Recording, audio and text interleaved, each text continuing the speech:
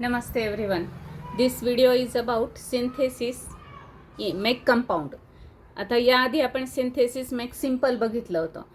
Make सिंपलमध्ये काय आहे तर कंपाऊंड आणि कॉम्प्लेक्स सेंटेन्स दिलेले असतील त्यापासून आपण सिंपल सेंटेन्स कसं बनवायचं. मग आता यामध्ये काय आहे आपल्याला कॉम्प्लेक्स दिले असतील सिंपल दिले असतील त्यापासून आपल्याला कंपाऊंड कसं बनवायचं आहे सेंटेन्स हे बघणार आहोत.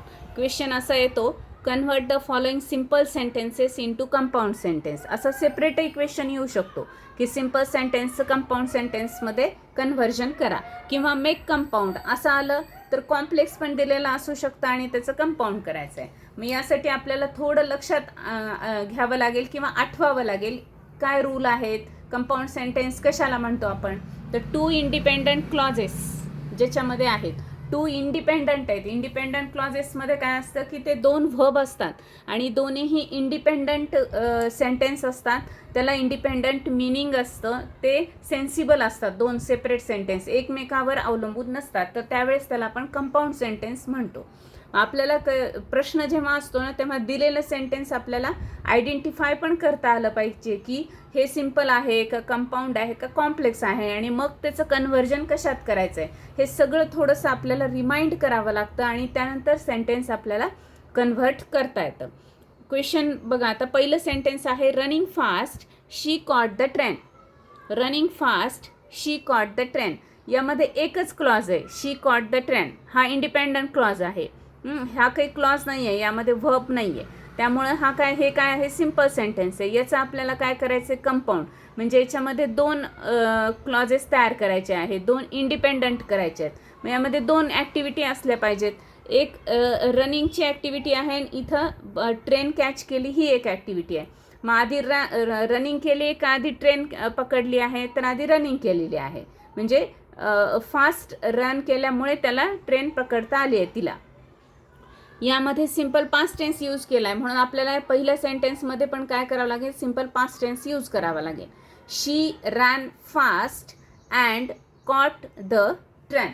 शी ran fast and caught the train म्हणजे तिने पहिल्यांदा ती जोरात पळाली आणि त्यामुळे तिने काय केलेलं आहे ट्रेन कॅच केलेली आहे. अशा पद्धतीने आपल्याला त्याचं कंपाऊंड सेंटेन्स करता येईल. आता दुसरा आहे आता हे व्हाईस वर्सा म्हणजे आपण असं सेंटेन्स आधी बघितलं होतं की समजा he ran fast and caught the bus असं बघितलं होतं. मग त्याचं आपण सिंपल करताना काय केलं होतं की ही जी पहिली ॲक्टिव्हिटी आहे त्याचं आपण काय केलं इथं जेरंड तयार करून रनिंग फास्ट पार्टिसिपलचा यूज केला आणि मग आपण त्याचं एक वाक्य केलं होतं सिंपल. तेच व्हाईस वर्सा आहे. Having finished his study he went for playing. आता हॅविंग फिनिश्ड हे केलेलं म्हणजे सिंपल सेंटेन्सच आपण हे सिंपल होतं सिंपल सेंटेन्स आहे हे याचं आपण कंपाऊंड करायचं आहे ना. ऑलरेडी आपण कंपाऊंडचं हे सिंपल केलं होतं. जी ॲक्टिव्हिटी सुरुवातीला झाली आहे त्यासाठी आपल्याला हॅविंग बीइंग किंवा पार्टिसिपलचा यूज करायचा आहे तसा. तर आता आपण याला परत कन्व्हर्ट कशात करायचं कंपाऊंडमध्ये. मग हॅविंग फिनिश्ड म्हणजे आधी त्यांनी स्टडी फिनिश केली आणि त्यानंतर तो खेळायला गेला आहे म्हणून ही finished he study and he went for playing. And कशामुळं घ्यायचं आहे तर दुसरं तिथं योग्य नाही आहे. जे कनेक्टर घ्यायचं आहे जे कंजंक्शन घ्यायचं आहे तिथं अँड बट ऑर वगैरे जे आहे तर हे त्यापैकी अँड हे जास्त प्रॉपर आहे आणि मिनिंगफुल होतं आहे सेंटेन्स म्हणून आपण त्या ठिकाणी अँड घेतलेला आहे. आणखी एक सेंटेन्स बघूया. Because of her illness she was absent for the interview. आता इथं रिझन आहे because of her illness she was absent for the interview म्हणजे ती आजारी होती म्हणून ती इंटरव्ह्यूला ॲबसेंट राहिली होती. मग आता she was absent for the interview because she was ill. Because of her illness असं म्हणलेलं आहे पण आता त्याची सुरुवात आपल्याला बिकॉज शी वॉज इल असं नाही करता येणार ना. कारण आपण नंतर लिहितो रिझन जे आहे ते नंतर लिहितो आधी जी ॲक्टिव्हिटी झाली आहे ती लिहितो म्हणून she was absent for the interview because she was ill असं याचं कंपाऊंड सेंटेन्स तयार होईल. आणखी काही सेंटेन्स आपण बघूया जे सिंपल टू कंपाऊंड आहेत.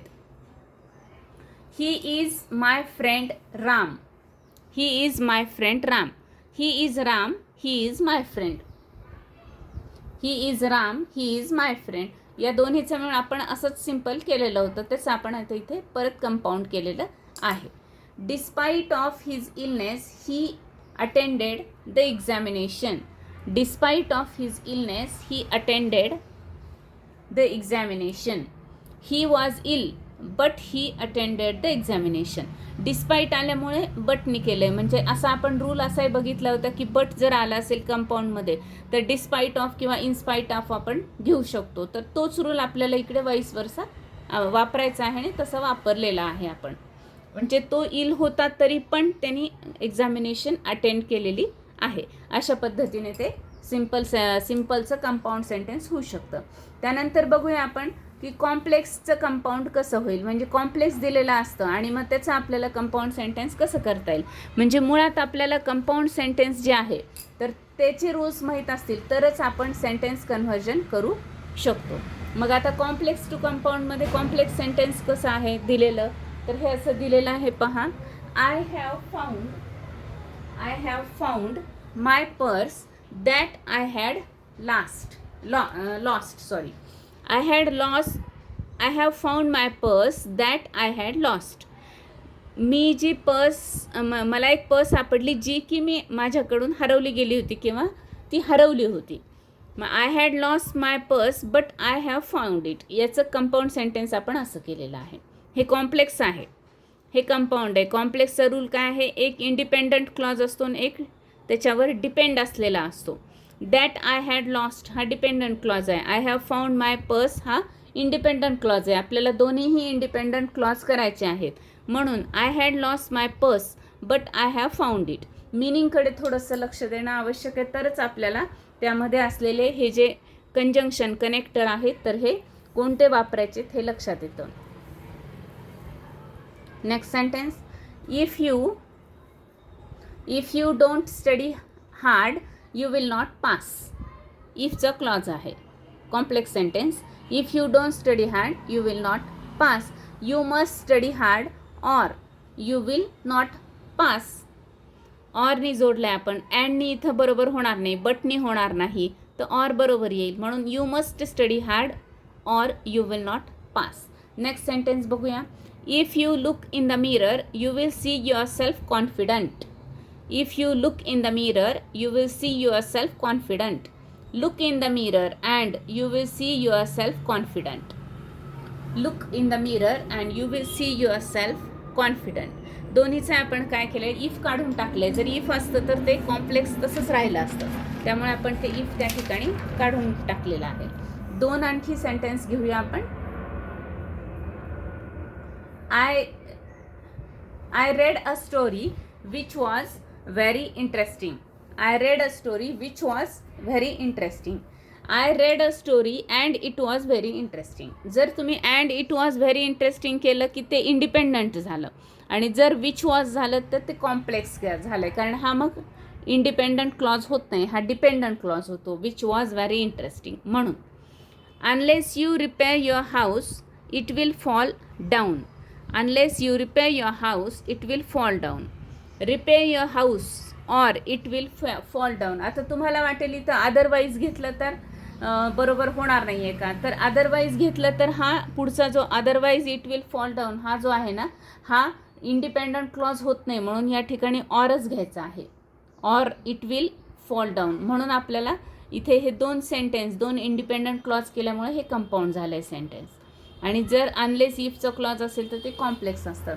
आता आणखी नंतरच्या व्हिडिओमध्ये आपण काय करणार आहेत, मेक कॉम्प्लेक्स. म्हणजे सिम्पल दिलं असेल त्याचं कॉम्प्लेक्स कसं करायचं, कंपाऊंड दिलं असेल तसं कॉम्प्लेक्स कसं करायचं. हे झाले की आपले बरेचसे म्हणजे ग्रामर जवळपास पूर्ण झालेलं आहे. अजून 1-2 गोष्टी झाल्या की आपलं ग्रामर हे पूर्ण होईल. ठीक आहे, थँक्यू. भेटूया नेक्स्ट व्हिडिओमध्ये.